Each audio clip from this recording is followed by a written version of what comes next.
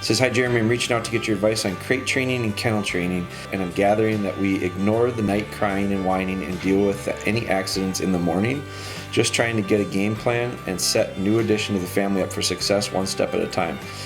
Glad you sent the question early because it's absolutely not the way I would handle it. You cannot allow that puppy to have accidents at night. So absolutely not expecting a dog to make it through the night for the first few weeks. I don't think that physically the dogs are even capable of handling truly holding on to having to go to the bathroom.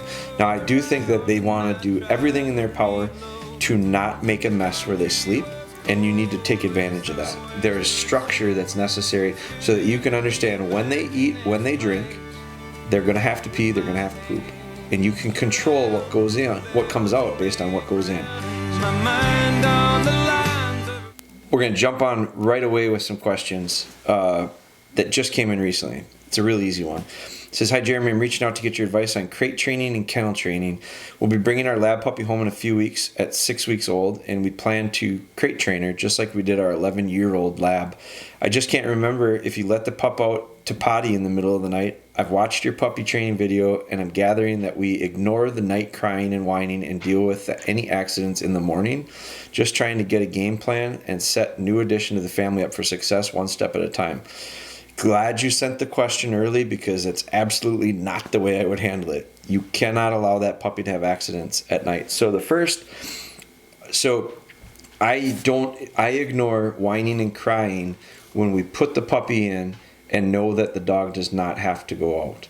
So absolutely not expecting a dog to make it through the night for the first few weeks.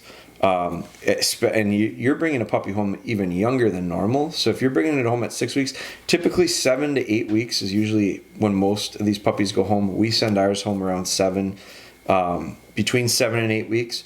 I don't mind 8 weeks. I don't like it earlier than 7.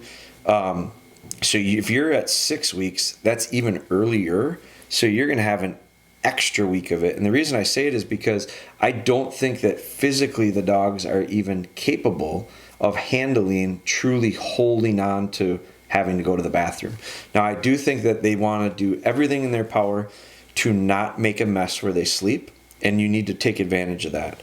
So at 6, when you bring this puppy home, 6 weeks, 7 weeks, 8 weeks, however old it is, hopefully one of the things that the kennels can do that will really help you out is if they set their whelping boxes and their puppy pens up so that the puppies have a quiet, safe, clean place to sleep, and then when they get up they can actually leave that area and go to the bathroom. It's very simple to do. It's by simply separating the whelping box so that they can sleep in one end and go to the bathroom on the other side, and they'll start to housebreak themselves. Now that's nature, that's natural. They don't want to mess where they sleep. If you don't set it up that way and you have them in an area where they can't really get away from where they're sleeping and they'll have an accident there and go to the bathroom, then all of a sudden they become accepting of it and they go, it's okay for me to sleep where I do my business. Not what we want to do. It makes our job a lot harder when it comes to crate training them, when it comes to housebreaking them. So when you bring that puppy home, yes, you are going to get up. Every time that dog wakes up and cries, you need to be there and you need to get them out instantly because they're going to go to the bathroom right away. And you need to get them outside so that they don't have that accident. That means that's one of the reasons where you're going to use a small kennel or crate to start out with, because you want to make it so that they don't have the opportunity to go down to one end of it and go to the bathroom and sleep on the other end of it and not make a fuss. You want them to get up and go, I gotta go, make a little noise, get them outside. Now, once you take them outside and they go to the bathroom, you bring them back in, you put them back in the crate because it's middle of the night. You know they don't have to go. They just went. So you put them back in there. I cover the crate. That helps them settle in, tends to help them settle in. And as soon as they're falling asleep, now this might be where you invest in a good pair of earplugs, because they could cry for a long time. They could scream bloody murder for a long time. So we're going to let them tire themselves out. They're going to fall asleep, and they might fall asleep for 10 minutes. It might be quiet for 10 minutes, but they might have whined for the last hour. So as soon as they're quiet, that resets the button. They sleep for 10 minutes, they get back up and they start whining. You're down there and you're letting them outside. and they're probably going to go to the bathroom. And so I even give them a chance where if I take them outside and they go to the bathroom, I put them back in. This is once they start to settle into the kennel. When you put them back in the kennel, if they're quiet for 15, 20 minutes and then they whine again, I let them back out because they went to the bathroom last time. I'm going to give them the benefit of the doubt and say, you might have to go to the bathroom, so I take you outside. If they go to the bathroom again, I put them back in and I say, you get another freebie. Next time you whine, once you settle down, next time you whine, you're going back out. If they're whining every 10 minutes and we're letting them out, they're starting to train us to let them out every 10 minutes because they whined if they don't have to go to the bathroom. So what I do is I give them that one strike. So as long as they go to the bathroom, I'll let them out the next time. It's what happens, it's when I let them out, they go to the bathroom, I let them back in, put them back in their kennel. They whine, I take them outside and they don't go to the bathroom, they just want to play. Then I put them back in the kennel and I go, no, now you're in. You don't have to go. So now we suck it up, we let them fall asleep, we make them have a little more significant amount of time in the kennel. When they get back up, I'm letting them back out and they're going to go to the bathroom. Now, the other thing that you need to incorporate, so you're going to approach this from lots of different angles. That's like your routine. That's the way you're going to handle them whining and fussing in the kennel.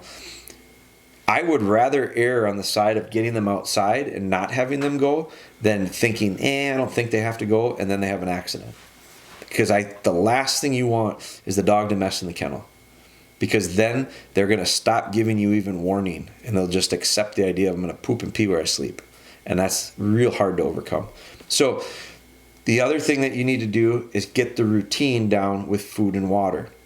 And so there's structure that's necessary so that you can understand when they eat, when they drink, they're going to have to pee, they're going to have to poop. And you can control what goes in, what comes out based on what goes in. So your feeding times are going to be very set.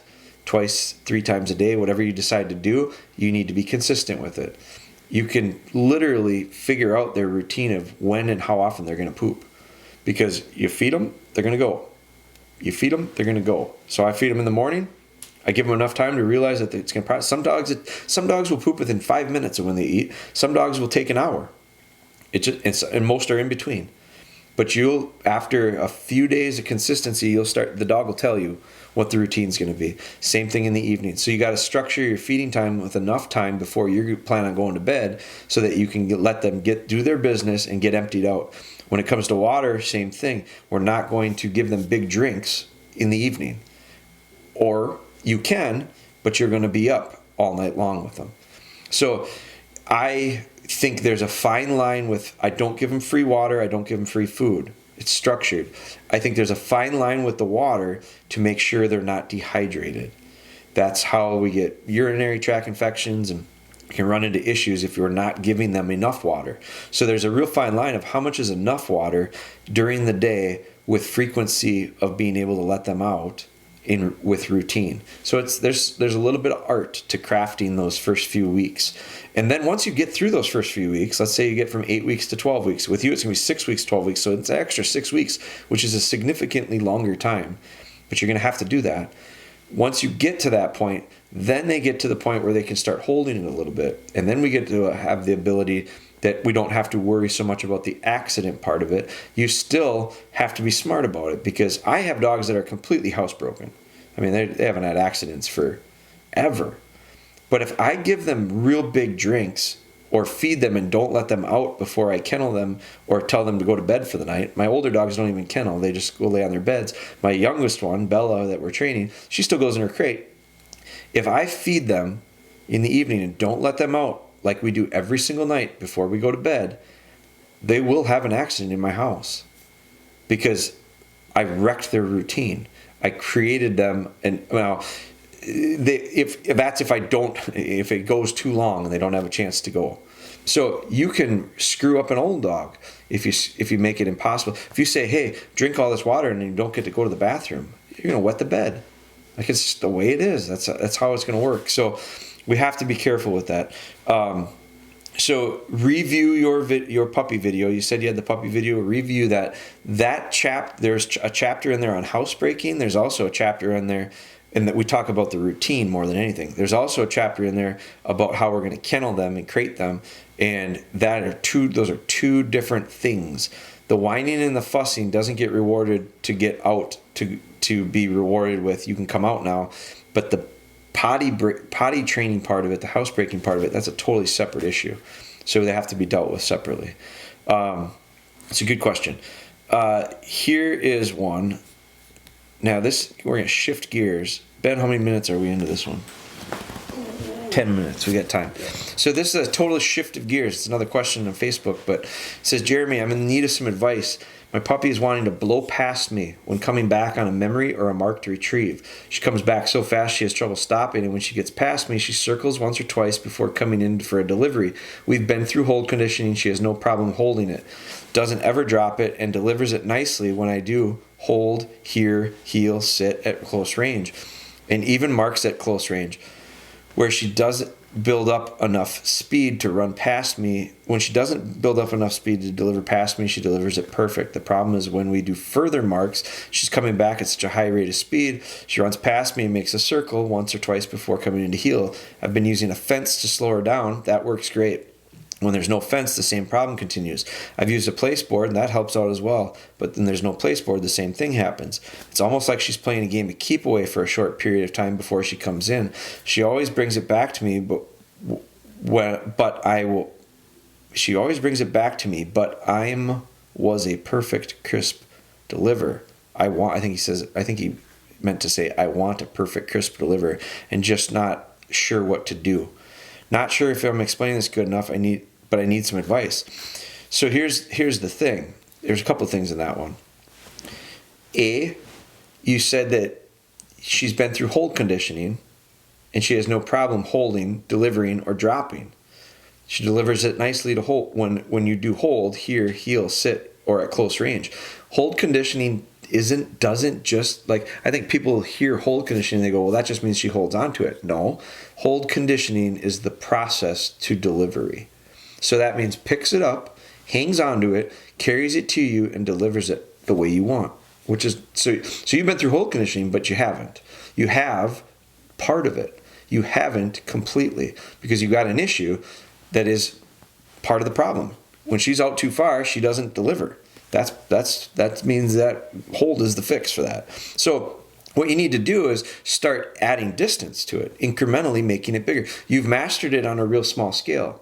Well, that can be said about anything. That would be like heeling off lead in a very controlled setting in a closed off garage. She does really good, but she won't heel well out in an open field.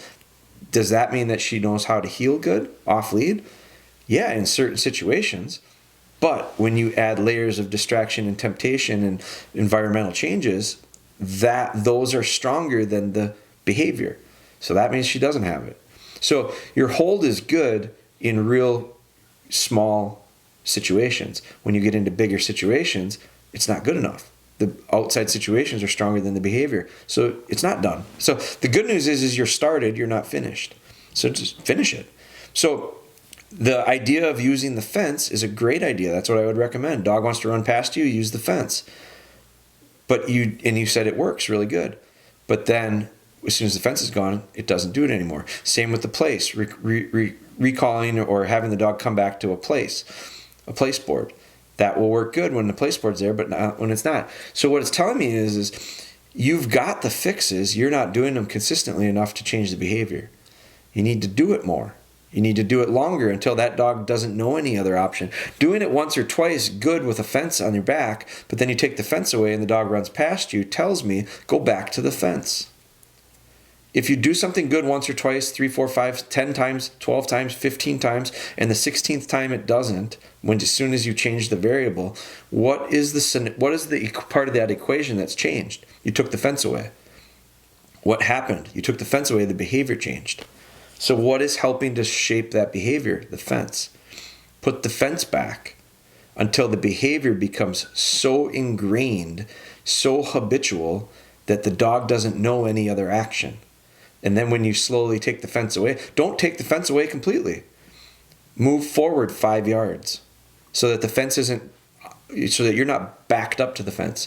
Put 5 yards between you and the fence. See if that is enough. So when the dog comes in visually, it sees the fence. Does the dog slow nicely and come to your front and deliver? Or does the dog go flying by you at 5 yards? If he does at 5 yards, you didn't do it long enough. Take a step back and go do it longer. Make it 3 yards. See what the dog does. Does the dog go by you at 3 yards? Then make it 2. Then make it 1. Then you're back to the fence if the problem is. Because if the dog continues to have the same symptom, you're not doing the remedy long enough. Habits are formed by repetition and consistency. Do something long enough, consistently enough, repeatedly the same way, the dog will change its behavior. You got to do it longer. Same with the placemat. I think the placemat is a nice variation to it. I would start with 1 and get that, then go to the next, then the next. The distance, you said for relatively short retrieves, the dog does good. So what is the distance? Find out what the distance is where the wheels come off, because that's the breaking point. So you're good out to, let's say, 10 yards, but at 15 yards, the dog runs past you. Go from 10 to 11 yards. And if the dog runs past you at 11, go back to 10 and continue there until the dog never runs by you at 10. And maybe that's incorporating these other tactics, the fence, the place board, whatever. You got it. You have gone too far too quickly, and you've gotten half results or a portion of the results that you need to continue to move before moving forward. And you just move forward without having the solidifying results, the 100% for sure. So go back, get that, and then take 1 step forward instead of 2 or 10. And then if you take 1 step and it's really good, do it there over and over and over and over again until you're 100% confident, and then take another step forward in the process. So you're on the right route. You know the answers. You haven't done them enough. You haven't done them long enough. And if you said, man, I've been doing it for weeks, keep doing it. Weeks is nothing. Keep doing it. And if you're doing it for years and it doesn't change, there's something wrong. You're doing something wrong. But it does take time. So that 100%, you know the answers. You just got to do them. And be patient and be accepting of the fact that it's going to take time. Now, if you, when I say patience, I mean literally be patient and do it consistently, but also without frustration, because there could be a lot. It sounds so simple. These fixes sound so simple. My question is there something else going on? Is there frustration on your end when the dog runs by and you getting upset, hollering at, grabbing a hold of, doing something where you're creating maybe more stress on the dog or more issues? I'm not saying that's what's happening. I'm asking. But if that kind of stuff happens, that makes it that's another layer of difficulty that the dog has to get over and get past. So be patient.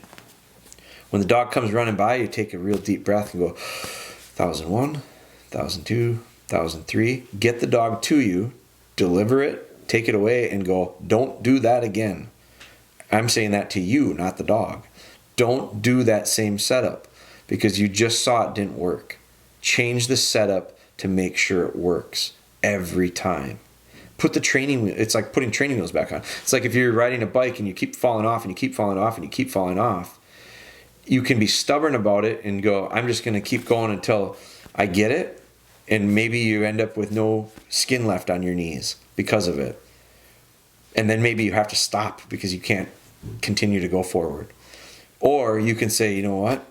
I'm not quite ready for it, but I'm close. So if I put the training wheels back on the bike, I can actually ride the bike. I'm not riding the bike 100%, but at least I'm moving positively and not taking skin off my knees. And you can start practicing the motion of the balance, and you can start tipping it and teetering it a little bit so that maybe your challenge is so that you can ride without the training wheel actually touching the ground. Because if the training wheels are on the bike and you're riding down, but they're not actually touching the ground, you are kind of riding the bike. Now the training wheels are there in case something goes amiss, but you're a lot closer. So then maybe you can start to thinking about, I'm doing this perfect. I every time I ride it now, the training wheels don't touch the ground. I'm going to try taking the training wheels off, or I'm going to take one off. Slowly, incrementally get to the point where you feel confident enough and you're mentally in the place where you're calm enough and cool enough that if things start to not go so well, we don't panic, we don't get upset, we don't holler at the dog and take the dog back even further. We just say, 1001, 1002, 1003, come here, hold, take the dummy, go back to the beginning. So I think you're close.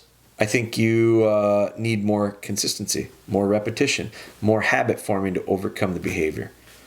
That's it. Ben got up. We're right at our time. 20 minutes. 20 minutes. It's a perfect little podcast. We got 2 questions out of it. Guy's name was Drake. Drake, I'm going to send you a message. Let you know that we just recorded a podcast on it. It should go live here shortly. So thank you guys for all your support. Please continue to subscribe if you're not subscribed. Share it with someone. Share the podcast with someone that you think it might help. And if you can leave us a review, that's huge for us. Not only on like the podcast, but if you bought our stuff, if you've bought our products and used our products, if you've watched our videos, if you've any of our stuff that you purchased, if you could and would do me a favor, leaving reviews mean way more than you realize for small businesses. Like especially I'm a little more exposed to it now with Black Friday, Cyber Monday, Small Business Saturday, all this stuff that we've just gone through in the last couple of days. I do recognize and realize how important it is for small businesses, big businesses too, but small businesses in particular when it comes to customers these days shopping, because we have different habits. We're online doing a lot of stuff these days for multiple reasons. The reviews mean the world to small businesses like ours. It's the most valuable marketing we can have. So if you have had some success, if you've enjoyed some of the stuff that we are offering, I'd ask you if you would take the time to leave some positive reviews, and not just for our stuff. I would ask you to do that for anything you've bought. Maybe make that a thing this week. Think of something that you purchased recently that you liked their customer service, that you liked the product, that you thought there was value in it, and leave those people a review, positive one. It means a lot, and you don't necessarily realize how much you can impact positively on people like us. And there's so many of us out there. A lot of you listening probably are in the same boat, maybe just in a different industry. But so I appreciate your support. I can't thank you enough for giving us the time and listening, and leaving reviews helps us understand a little bit on what we're doing well and how we can get better. So we appreciate it.